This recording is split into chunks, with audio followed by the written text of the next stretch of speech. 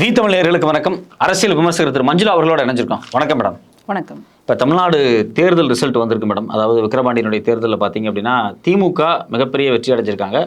பாமக நாம் தமிழர் மிகப்பெரிய பின்னடைவு, நாம் தமிழர் டெபாசிட்டே வாங்கல அப்படிங்கிறாங்க. இந்த தேர்தல் வெற்றியை நீங்கள் எப்படி பார்க்குறீங்க? இந்த தேர்தல் வெற்றி நம்ம எதிர்பார்த்தது தான். திமுகவுக்கு தான் வரும் அப்படின்றது நம்ம ஏற்கனவே கணிச்ச ஒரு விஷயம்தான். ஒரு திமுக ஆதரவாளராக நான் இதை சொல்லலை. ஏன்னா திமுக எடுத்த செயல் திட்டங்கள், அதனுடைய மக்களுக்கான நலத்திட்டங்கள் எல்லாமே இன்னைக்கு மக்களை சரியான முறையில் போய் அடைஞ்சிருக்கிறதுனால இந்த வெற்றி அப்படின்றது ரொம்ப சாதாரணம், இயல்பானதும் கூட. ஆனால் மற்றவங்கெல்லாம் என்ன நினைக்கிறாங்க அப்படின்னு சொன்னால், இப்போ அதிமுகவை பொறுத்த வரைக்கும் நாங்கள் இந்த இடைத்தேர்தலை புறக்கணிக்கிறோம். என்னங்க இப்படி பொசுக்குன்னு சொல்லிட்டீங்களே அப்படின்னா, இது ஒன்றும் புதுசு கிடையாது. அம்மா இருந்த காலத்தில் கூட இடைத்தேர்தல்லாம் புறக்கணிச்சிருக்கிறோம், அந்த வரலாறு எங்களுக்கு உண்டு அப்படின்னு சொல்லிட்டு, என்ன இருந்தாலும் இடைத்தேர்தல் அப்படின்னு சொன்னால் ஆளுங்கட்சிக்கு தான் சாதகமாக இருக்கும், அதனால் நாங்கள் வரல, எங்களை விட்டுருங்கோ அப்படின்ட்டாங்க. இப்போ மற்றது ரெண்டு பேர் இன்னைக்கு மும்முனை போட்டி அப்படின்னு சொல்லி நம்ம ரொம்ப எதிர்பார்த்தோம். ஒரு பக்கம் பாமக, இன்னொரு பக்கம் நாதாக்கா. இவங்க ரெண்டு பேருக்கும் என்ன குறியா இருந்ததுன்னா, அதிமுக பின்வாங்கிடுச்சு, அதனால அதிமுகவினுடைய ஒரு கணிசமான ஓட்டு அப்படின்றது நமக்கு வந்துடும் அப்படின்னு சொல்லி பாமகவும் யோசிச்சுது, நாதாக்காவும் யோசிச்சுது. ஜெயலலிதா போட்டோலாம் கூட பயன்படுத்தினாங்க பாமக. ஆமாம், அந்த அளவுக்கு அவங்கள ஒரு தியாகியாக கிட்டத்தட்ட காந்தியார் நிலைமையில வச்சு பேசுகிற மாதிரியான ஒரு சூழல்லாம் அமைஞ்சிடுச்சு. இதெல்லாம் அரசியல சகஜமாப்பா அப்படின்னு நம்ம கேட்ட வசனம் தான் வச்சுக்கோங்களேன். இன்னொரு பக்கம் நாதாக்காவில், நாம் தமிழரில், அதாவது திராவிட கட்சிகள் ஊழல் நிறைந்தது அப்படின்னு பேசுகிறவங்க மறுபடியும் இவங்களே தான் வரணுமா, வாரிசு அரசியல் வரணுமா, அப்படியா இப்படியான்னு பேசிட்டு கடைசியில் அந்த அதிமுகவினுடைய ஓட்டு நமக்கு வந்துடாதா அப்படின்னு நினைக்கிறாங்க பாருங்களேன். இதெல்லாம் எப்படி பார்க்கறதுனே தெரியல. இவங்கெல்லாம் சரியான மனநிலையை தான் இருக்காங்களா, இல்லை மனநிலையெல்லாம் கழட்டி வச்சுட்டு, இல்லை மூளையெல்லாம் கழட்டி வச்சுட்டு வராங்களா அப்படின்றது என்னன்னே நமக்கு தெரியல. ஆனால் இந்த மாதிரி எதை பற்றியுமே சிந்திக்காமல் ஒரு லைட்டாக போகிற மாதிரியான மனநிலை நம்ம மக்களுக்கெல்லாம் வந்துடுச்சுன்னா, மனநல காப்பகங்கள்லாம் இருக்குது பாருங்களேன், அதுக்கெல்லாம் வேலையே இருக்காது. ஏன்னா அவன் பாட்டுக்கு பதட்டப்படாமல் போயிட்டு இருப்பான். நம்ம உலகத்தில் ரெண்டு பேருக்கு ஹார்ட் அட்டாக் வராது அப்படின்றாங்க. ஒருத்தங்க மன நலம் பாதிக்கப்பட்டவங்க, இன்னொருத்தர் பழங்குடியின மக்கள் அப்படின்னு சொல்கிறாங்க. இப்போது மனநலம் பாதிக்கப்பட்டவங்களுக்கு எப்படி வராமல் இருக்குது அப்படின்னா, அவன் என்னவா ஆகணும்னு நினைக்கிறானோ அதுவாகவே ஆகிட்டேன் அப்படின்னு சொல்லி முடிவெடுத்துருவான். அதனால் அவனுக்கு மனப்பதட்டம் இல்லை, அந்த மாதிரி ஒரு பாதிப்பு இல்லைன்னு. அந்த மாதிரி இவங்க இன்றைக்கி அரசியல் பண்ணிக்கிட்டு இருக்கிறாங்க. அதுலேயும் ரொம்ப மோசமான சூழல் என்னன்னா, ஒரு முன்னாள் முதல்வர், முத்தமிழ் அறிஞர், டாக்டர், கலைஞர் இப்படின்னு பல்வேறு பரிணாமங்களோட பல்வேறு பன்முகத்தன்மையோடு இருக்கக்கூடிய ஒருத்தரை சாதாரணமாக ரொம்ப சீப்பாக அவரை போயிட்டு ஒரு சாதியின் பெயரால் சொல்லி இழிவுபடுத்துறது அப்படின்றது என்ன மாதிரி அரசியல் அப்படின்றது தெரியல. இத்தனைக்கும் அந்த கட்சி இப்போ நடந்து முடிந்த நாடாளுமன்ற தேர்தலில் மாநில தகுதி வேற பெற்றுடுச்சு. அதுக்கு வேற இப்போ புதுசாக கட்சி தொடங்கியிருக்காரு பாருங்க, தமிழக வெற்றி கழகம், வாழ்த்து வேற சொல்லியிருக்கிறாரு. என்னங்க, என்னதான் நடக்குதுங்க, என்னதான் பண்றீங்க அப்படின்னு ஒண்ணுமே புரியல நமக்கு. இல்ல, இப்போ அதிமுக தேர்தலில் நிக்கல, கண்டிப்பா அதிமுகவினுடைய ஓட்டு பாமகவுக்கோ இல்லை நேரடியாகவே நாம் தமிழருக்கு கிடைக்கும். நாம் தமிழருடைய மிகப்பெரிய கனவே என்ன அப்படின்னா, அதிமுக மாதிரியான எதிர்கட்சிகள் இல்லாமல் போகும்போது, அவன் அப்படி தான் நினச்சாங்க, ஜெயலலிதா, கருணாநிதி மாதிரியான ஆளுமைகள் இல்லாமல் போகும்போது அதில் ஓட்டு நமக்கு வரும், அதை அறுவடை பண்ணலாம் அப்படின்னு தான் சொல்லி நினச்சாங்க. இப்போ ஒரு பானை சோற்றுக்கு ஒரு சோறு பதம்ங்கிற மாதிரி இப்போ இந்த விக்கிரவாண்டி தேர்தலில் இவங்க போட்ட கால்குலேஷன், இப்போ அதிமுகன்னு ஒரு கட்சியே இல்லைன்னாலும் ஆனால் நாம் தமிழரால் டெபாசிட் வாங்க முடியாது அப்படிங்கிற சூழல் இருக்கு இல்லையா? இதை நீங்கள் எப்படி பார்க்குறீங்க? ஏன் மக்கள் அதை புறக்கணிக்கிறாங்க நாம் தமிழர் மாதிரியான கட்சிகளை? அதாவது பேசுறது ரொம்ப அப்படியே எழுச்சியாக சொல்கிறது, ஓங்கி கத்துறது, கூவுறது, இது எல்லாம் ஒரு கட்டம் வரைக்கும் தான் எடுபடி ஆகும். அதுக்கு மேலே போச்சு அப்படின்னா அந்த உள்ளுக்குள்ளே சேர்ந்தாங்க பாருங்க அத்தனை தம்பிங்க, அந்த தம்பிங்கெல்லாம் பாவம் இன்னைக்கு கதறி கண்ணீர் விட்டு அங்கேருந்து வெளியில் வர முடியாமல் அப்படியே உள்ளே மாட்டிக்கிட்டு, ஐயோ கொள்கைக்குன்னு போயிட்டு கடைசியில் கொள்கையே இல்லாத ஒரு கொள்கையாக இருக்கடா அப்படின்னு நினச்சி அவங்க கண்ணீர் விடுறதையெல்லாம் பார்க்குறோம். அதனுடைய எதிரொலியாக தான் இதை நான் பார்க்குறேன். இப்போ நீங்கள் நாங்கள் திராவிட கட்சிக்கு மாற்றாக வரோம் அப்படின்னு பேசுனீங்க. அப்போ அந்த நிலைப்பாட்டில் நீங்கள் நின்று இருக்கணும் இல்லையா? அப்போ நிற்காமல் நீங்கள் அதிமுகவை எதிர்பார்க்குறீங்கன்னா அப்போது உங்களால் தனித்து நிற்க முடியல அப்படின்றது தெரிஞ்சு போச்சு. எல்லா இடத்துலையும் அண்ணன் தனியாக நிற்பண்டா, அண்ணன் இப்படிடா, அண்ணன் சிங்கோண்டா அப்படின்லாம் சொல்லிட்டு மறுபடியும் போய் அங்கேயே போய் நிற்கும் பொழுது அப்போ மக்களுக்கு என்ன தெரியும்? அவங்க என்ன ஏமாற்று பேர்வழிகளாகவே இருப்பாங்களா? அவங்களுக்குன்னு சுய அறிவு எதுவுமே கிடையாதா? சுய அறிவு இல்லாதவங்க தான் மக்கள் அப்படின்னு தீர்மானிச்சிட்டிங்களா? அப்படி தீர்மானிக்கிறதுனால தான் இப்போ சரியான ஒரு பாடத்தை கொடுத்துருக்குறாங்க. அதுலேயும் பேசும்போதெல்லாம் இஷ்டத்துக்கு ஒன்று அப்படின்றது ஒன்று மாற்றி ஈத்தி பேசி பெண்களுக்கு வந்து ஒரு முக்கியத்துவம் இருக்கா? பெண்கள் அதுலேயும் நடிகை விஜயலட்சுமியை பற்றியெல்லாம் பார்க்கும் பொழுது எவ்வளோ பெரிய குற்றச்சாட்டுகள் வந்து வச்சு கடைசியில் இங்கே கட்சியில் இருக்கக்கூடியவங்களே அந்த அம்மாவெல்லாம் வந்துட்டு அதை பயமுறுத்தி இருக்கிறாங்க, எச்சரிக்கையெல்லாம் விடுத்திருக்கிறாங்க, இது உயிருக்கு வந்துட்டு ஆபத்தாக போயிடும் அப்படின்னு. இப்போ இந்த சூழ்நிலையெல்லாம் மக்கள் வந்து பார்த்துட்டு தான் இருக்கிறாங்க. அப்போது ஒரு சொந்த வாழ்க்கையில், ஒரு தனிப்பட்ட வாழ்க்கையில் ஒரு பெண்ணுக்கு வந்துட்டு நீங்கள் உறுதிமொழி கொடுத்துட்டு மறுபடியும் அந்த உறுதி, அந்த சத்தியத்தை மீறுறீங்க அப்படின்னா அப்போ நாட்டு மக்களுக்கு நீங்கள் என்ன செய்ய போகிறீங்க? அந்த பெண்ணால் கிடைக்கக்கூடிய அத்தனை சௌகரியத்தையும் நீங்கள் அனுபவிச்சுட்டு கடைசியில் அதை வந்துட்டு நம்ம பேப்பர் கப் இருக்குது பாருங்களேன், டீயை குடிச்சிட்டு அப்படியே தூக்கி வீசுவோமே கசக்கி, அந்த மாதிரி போட்டிங்கன்னா உங்களுக்கெல்லாம் என்ன கொள்கை இருக்குது, என்ன தகுதி இருக்குது? ஆனால் சொல்கிறாங்க எங்கள் நாத்தாக்கால வந்து நாங்கள் 50% பெண்களுக்காக கொடுத்துருக்குறோம்.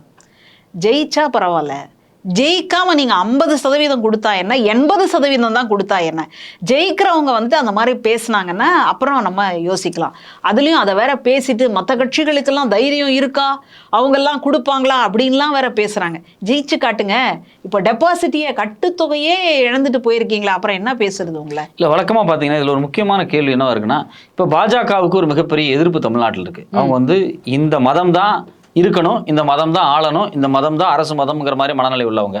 இப்போ நாம் தமிழருக்கும் இந்த இனம் தான், இந்த மொழி தான் அப்படிங்கிற ஒரு இனவாத சிந்தனை முன்வைக்கக்கூடியவங்களா இருக்காங்க.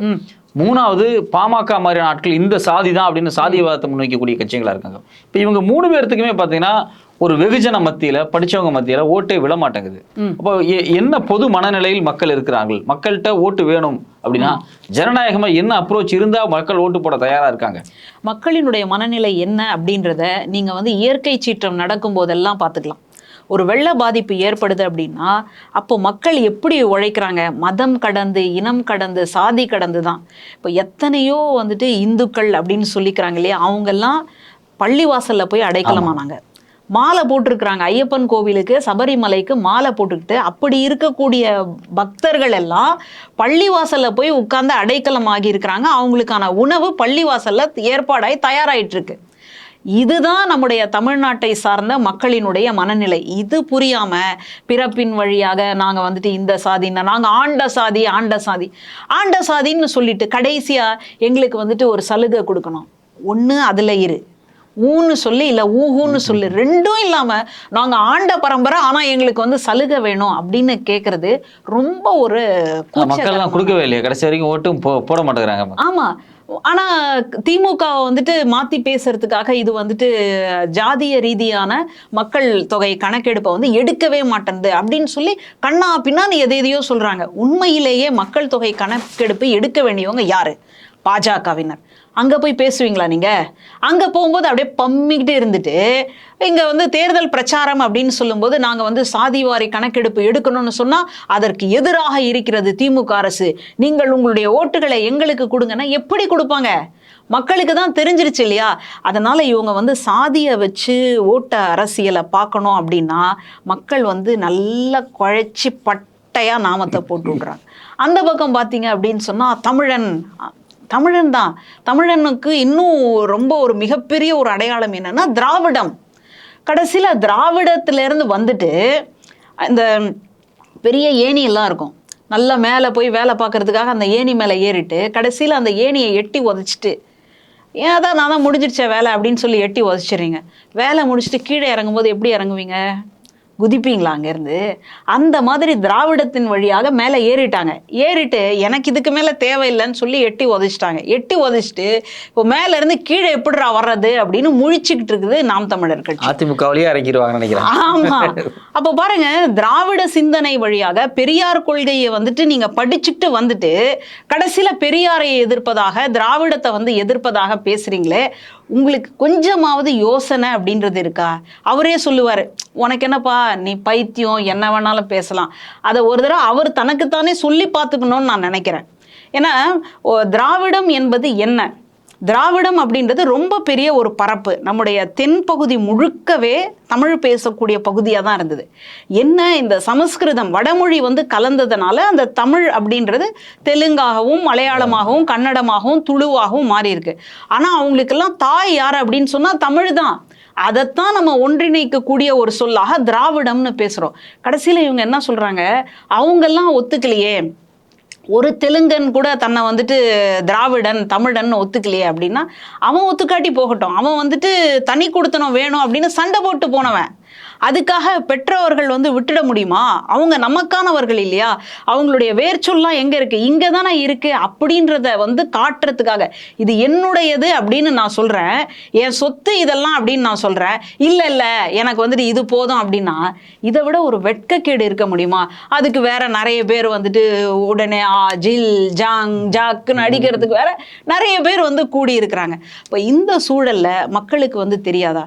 நீங்கள் தமிழ்நாட்டினுடைய வரலாற்றை எடுத்து பார்த்தீங்கன்னா அதில் வந்துட்டு எத்தனை பேர் வந்துட்டு தன்னை வந்து தியாகம் பண்ணியிருக்கிறாங்கன்னு எடுத்து பார்த்தீங்கன்னா அவங்களுடைய மொழி, அவங்க வந்து தெலுங்கரா இருக்கலாம் அல்லது மலையாளியா இருக்கலாம், கன்னடரா இருக்கலாம். ஆனால் அவர்கள் இந்த தமிழ் மண்ணிற்காக இந்த மாநிலத்திற்காக உயிர் தியாகம் செய்திருக்கிறார்கள் அல்லது தன்னை அர்ப்பணித்து கொண்டார்கள். அதையெல்லாம் ரொம்ப சாதாரணமாக கொச்சப்படுத்துகிற மாதிரி பெரியாருடைய தாய்மொழி என்ன தெரியுமா? எதுவாக இருந்தால் உனக்கு என்ன, அவர் எதுக்காக பேசியிருக்கிறார், எந்த மண்ணுக்காக பேசியிருக்கிறார், யாருக்காக பேசியிருக்கிறார், எந்த பெண்களுக்காக பேசியிருக்கிறார் அப்படின்றது வேண்டாமா? இதையெல்லாம் பார்க்காம எப்படி வந்து பாஜகவினர் ஒரு பிறப்பின் வழியாக ஒரு ஏற்றத்தாழ்வை சொல்லிக்கிட்டே இருக்கிறாங்களோ அந்த மாதிரி வந்து இவர் சொல்லிக்கிட்டே இருக்கிறார். அந்த பிளவுவாத அரசியல் ஒருபோதும் களத்தில் ஒர்க் அவுட் ஆகாதுங்கிறீங்க? ஆகவே ஆகாது. மனுஷரை தான் நான் தான் சொல்கிறேனே, ஒரு வெள்ள பாதிப்பு வந்தால் மனுஷன் எப்படி ஓடோடி போய் செய்கிறான். நீங்கள் தினமும் அந்த மாதிரி போய் பாருங்க பண்ணுறானா அப்படின்னு. நீங்கள் பக்கத்தில் நின்னா கூட அவன் பார்க்காத மாதிரியே போயிட்டு இருப்பான். அவனுக்கு வேலை அந்த மாதிரி. ஆனால் ஒரு பேராபத்து, ஏதாவது ஒரு இயற்கை சீற்றம் அப்படின்னு சொன்னால் ஆளாக வந்து நிற்கிறவன் யார் அப்படின்னு சொன்னால் மனிதன் தான்.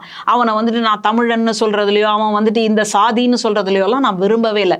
அதனால் தமிழ்நாட்டு மக்கள் அந்த அளவுக்கு சாதியை கடந்தெல்லாம் வேலை பார்க்கக்கூடியவங்களெல்லாம் நம்ம பார்க்குறோம். அவங்களெல்லாம் ஒரு சின்ன கூட்டுக்குள்ளே சின்ன குடிசைக்குள்ளே அடைக்கிற மாதிரி பிறப்பின் வழியாக அவன் இந்த மண்ணில் தான் பிறந்திருக்கிறோம், இந்த இதில் தான் பிறந்திருக்கணும். இப்போ எத்தனையோ பேர் வந்து உலக போர் நடந்தது, அப்போது இந்த பக்கம் வந்துட்டாங்க. இப்போ வந்தவங்க இங்கேயே பிறந்திருப்பாங்க. அப்போ அவங்களெல்லாம் நீங்கள் எங்கே கொண்டு போய் சேர்க்க போகிறீங்க? அவங்க வந்து தமிழ் படிச்சிருக்கிறாங்க. எனக்கு என்ன கோவம்னா, இந்த மண்ணில் படிச்சுட்டு இங்கே வந்து வேட்பாளராக நீங்கள் ஒருத்தரை நிறுத்தினீங்க இல்லையா நாடாளுமன்ற தேர்தலில், அந்த ஒரு வேட்பாளருக்கு அந்த உறுதிமொழியை படிக்கிறதுக்கே தெரியல. கேட்டால் அவங்களுக்கு வந்துட்டு தமிழில் படிக்கிறதுக்கான பள்ளிக்கூடம் இல்லை, அதை வந்து திமுக அரசு வந்து செய்யலை அப்படின்னு சொல்கிறீங்களே, உங்களுக்கெல்லாம் வெக்கமாக இருக்காதா? இப்போ நீங்கள் உங்களுடைய பிள்ளைகளை எங்கே கொண்டு போய் சேர்த்துருக்கிறீங்க? அப்போ தமிழ் படிக்கக்கூடிய பள்ளிக்கூடங்களே இல்லையா? அந்த மாதிரி தான் திமுக வந்து ஆட்சி பண்ணிக்கிட்டு இருக்கா. எத்தனை அரசு பள்ளிக்கூடங்கள் எல்லாம் அந்த மாணவர்கள் வந்து பதாக எடுத்துக்கிட்டு போயிட்டு இருக்கிறாங்க.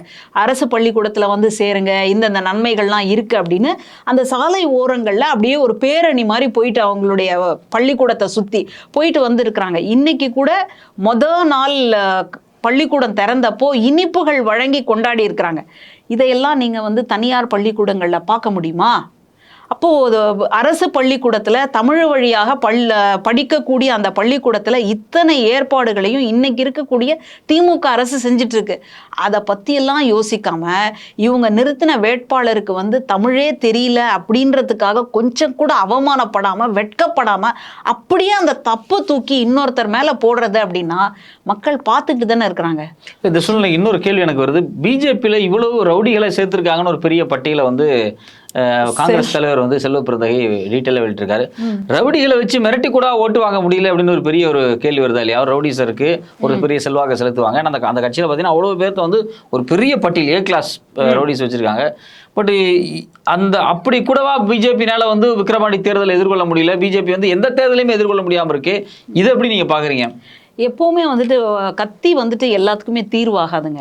இப்போது ரொம்ப வருஷத்துக்கு முன்னாடி மொகலாயர்கள் வந்து இந்த நாட்டை ஆண்டாங்க. நமக்கு சொல்லும்போது என்ன சொல்லுவாங்கன்னா, கத்தியை வச்சு மதம் மாற்றினாங்க, கத்தியை வச்சு மதம் மாற்றினாங்க. அந்த மாதிரி கத்தியை வச்சு மதம் மாற்றிருந்தா இந்நேரம் ஒருத்தர் கூட இருந்திருக்க முடியாது. இங்க பெரும்பான்மைன்னு சொல்றோமே, அவங்க யாருமே இருந்திருக்க முடியாது. 1000 வருஷம் ஆண்டிருக்காங்க கிட்டத்தட்ட. ஆமா, அதனால் இதெல்லாம் வந்து ஒரு பொய் பிரச்சாரம். இப்போ இங்கே வந்துட்டு நீங்கள் கேட்டீங்க பாருங்க, இத்தனை ரவுடிகளை வச்சு கூட உங்களால் பண்ண முடியலையான்னு. இவங்களே பெரிய ரவுடியாக இருக்கிறனால வந்தவங்க எல்லாரும் பயந்து போய் வந்தவங்க.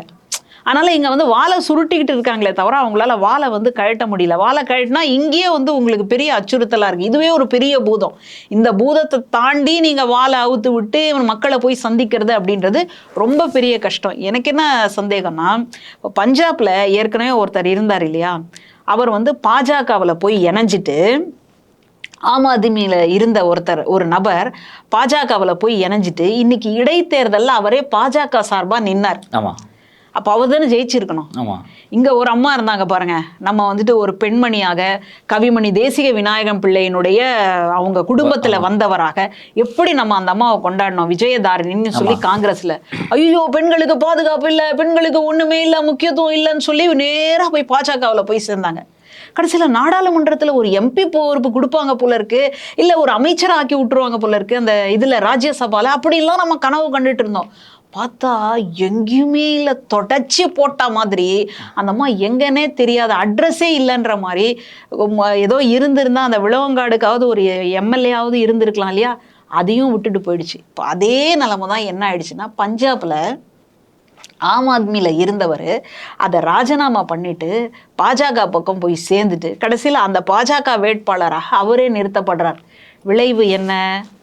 மக்கள் ஆம் ஆத்மிக்கு தான் ஓட்டு போட்டாங்கன்னு பார்க்குறோம், பாஜகவை கைவிட்டுட்டாங்க. அதனால் நீங்கள் மிரட்டுறது, உருட்டுறது, இது எல்லாமே பயந்தவனுக்கு மட்டும்தான். மக்களுக்கு அது எதுவுமே கிடையாது. மக்கள் தான் இங்கே பொறுத்த வரைக்கும் முதலாளி. இவங்க நினச்சிக்கிறாங்க நாம தான் முதலாளி, நாம தான் முதலாளி. அதெல்லாம் ஒன்றுமே கிடையாது.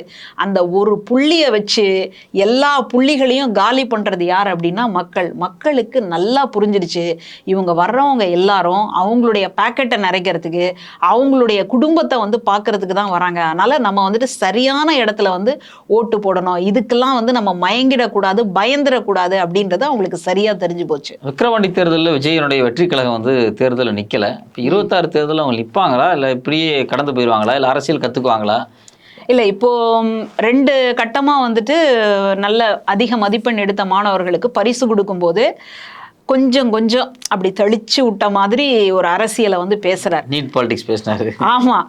முதல் கட்டமாக பேசும்போது வந்து போதை மருந்து இந்த மாதிரி பேசிட்டு, 2வது பேசும்போது கொஞ்சம் காத்திரமாக, அதுலேயும் திராவிடர்கள் பயன்படுத்தக்கூடிய ஒன்றிய அரசு அப்படின்லாம் வந்து பயன்படுத்தி இது வந்து கொஞ்சம் நல்ல இதுவாக பார்த்தோம். அடுத்தடுத்து வரக்கூடிய ஏதாவது ஒரு அசம்பாவிதம் நடக்குது, இல்லை ஏதாவது ஒரு மகிழ்ச்சியான செய்தி நடக்குதுன்னா அதுக்கு வந்து ஒரு அறிவிப்பு கொடுக்கறதா, கருத்து தெரிவிக்கிறதா வந்துட்டுருக்கார். அதனால் நிச்சயமாக 26ல் அவர் வந்து நிற்பார். அவர் நிற்கும் போதும் மறுபடியும் யாராவது கூட்டணியில் போய் இணைஞ்சிக்கலாமா அப்படின்னு ஒரு வலையை வந்து பின்னிக்கிட்டே இருக்கிறாங்க. எப்படி விக்கிரவாண்டி தேர்தலின் பொழுது அதிமுகவினுடைய ஓட்டை நம்ம அறுவடை பண்ணிடலாம் அப்படின்னு பாமகவும் இன்னொரு பக்கம் நாத்தாக்காவும் பார்த்த மாதிரி, இப்போ இந்த தேர்தலில் வந்து நம்ம யாராவது அவரோட கூட்டணி வச்சுட்டோம் அப்படின்னா ஜெயிக்கிறதுக்கான வாய்ப்பு இருக்குது. ஏன் தமிழக வெற்றி கழகத்துக்கு வந்து அந்த ஒரு இடத்த வந்து நான் பார்க்குறேன்னா, அது ஒரு மாற்று அரசியலாக வந்திருக்கு. அதை தாண்டி விஜய் அவர்களுக்கு ஒரு பெரிய ரசிகர் பட்டாளம் அப்படின்றது இருக்குது. ஏன்னா அவர் கட்சி தொடங்கின உடனே ஆன்லைன் வழியாக அத்தனை பேர் இணையத்தில் டப டப டப டப டப டபன்னு வந்து குவிஞ்சிட்டான் உறுப்பினர்களாக. அந்த மாதிரி அடுத்தது வந்து அந்த செயல்பாடை முன்னெடுக்கிறதுல கூட தமிழ்நாட்டில் எத்தனை தொகுதி இருக்கோ அத்தனை தொகுதியில் யார் யார் அதிக மதிப்பெண் இருக்கிறாங்களோ அந்த பிள்ளைகளை கொண்டு வந்து அவங்க எதிரில் வந்து இவர் பேசுகிறார். அவங்க பேசும்போது ஒரு அரசியலை கொண்டு வரார் அப்படின்றத வந்து நம்ம பார்க்குறோம். அப்படி அந்த அரசியலை கொண்டு வரும் பொழுது இவர் கடைசியாக வந்து ஒரு பக்கமாக ஒரு ஆதரவு நிலையை தெரிவிக்கிறார். எந்த பக்கம் அப்படின்னா, நீட்டுக்கு எதிரான ஒரு போராட்டத்தை நடத்தக்கூடிய திமுகவுக்கு நான் ஆதரவு தெரிவிக்கிறேன். அப்போ ஏன் சொல்லணும்? அப்போது திமுக பக்கம் போக போகிறாரா, அங்கே போய் கூட்டணி வைக்க போகிறாரா அப்படின்னா, இந்த நாத்தாக்கா போன்றவர்கள்லாம் இவர்கிட்ட வலையை வீசிக்கிட்டு இருக்கிறாங்க இல்லையா, அந்த வலையில் மாட்டிடக்கூடாது அப்படின்றதுக்காக நான் யார் தெரியுமா, நான் எங்கேருந்து வரேன் தெரியுமா அப்படின்னு சொன்னால் கொஞ்சம் அவங்க ஒதுங்கிடுவாங்க அப்படின்றத ரொம்ப சரியாக யோசித்து இதுக்குன்னே பிளான் பண்ணியிருப்பாங்களோ அப்படின்ற மாதிரி உட்கார்ந்து யோசித்து நான் வந்து திராவிடம் பக்கம் நிற்கிறேன், என்னுடைய கொள்கை வந்து திராவிட கொள்கையாக இருக்க போகுது, இது வரைக்கும் நான் வெளிப்படையாக என்னுடைய கொள்கையை சித்தாந்தத்தை சொல்லலை அப்படின்னாலும் நான் எந்த பக்கமாக இருக்க போகிறேன் அப்படின்னா திராவிட கொள்கையோட தான் வரப்போகிறேன். அதனால் நான் இந்த பக்கமும் வரல அந்த பக்கமும் வரல, என்னை தனியாக விட்டுருங்க அப்படின்னு ஒரு சமிக்ஞையாக தான் நான் வந்து பார்க்குறேன். அதனால் 26ல் ஒரு சின்ன மாற்றம், நம்ம நடிகர் விஜயகாந்த் அவர்கள் வரும்பொழுது கூட ஒரு பெரிய மாற்றத்தை வந்து நம்ம எதிர்நோக்கிட்டு இருந்தோம். திமுகவுக்கு ரொம்ப பெரிய அதை தாண்டி வரும் அப்படின்னு எனக்கு வந்து தோணலை. ஏன்னா திமுகவினுடைய களப்பணி, அதனுடைய கொள்கை எல்லாமே வேற. ஆனால் தமிழக வெற்றி கழகத்தை பொறுத்த வரைக்கும் பரவலான ரசிகர்களை பெற்றிருப்பதனால, அந்த ரசிகர்கள் திமுக கட்சியிலையும் இருப்பதனால ஒருவேளை அவர்களுக்கு ஒரு சின்ன சலனம் ஏற்படலாமோ அப்படின்னு தான் தோணுதே தவிர, மற்றபடி இவங்களுக்கு நாம் தமிழரோட அவர் இணையறதுக்கான வாய்ப்பும் இல்லை, வேற எதையும் கூட இணையறதுக்கான வாய்ப்பு இல்லை. தன்னிச்சையாக நின்று ஓரளவு அவர் தன்னுடைய பெரும்பான்மை என்ன, தன்னுடைய பலம் என்ன அப்படின்றத பார்ப்பார். அவரே தனக்குத்தானே சோதிச்சு பார்ப்பார் அப்படின்னு நான் நினைக்கிறேன். உங்களுடைய நேரத்துக்கும் விரிவான கருத்துக்கும் ரொம்ப நன்றி மேடம்.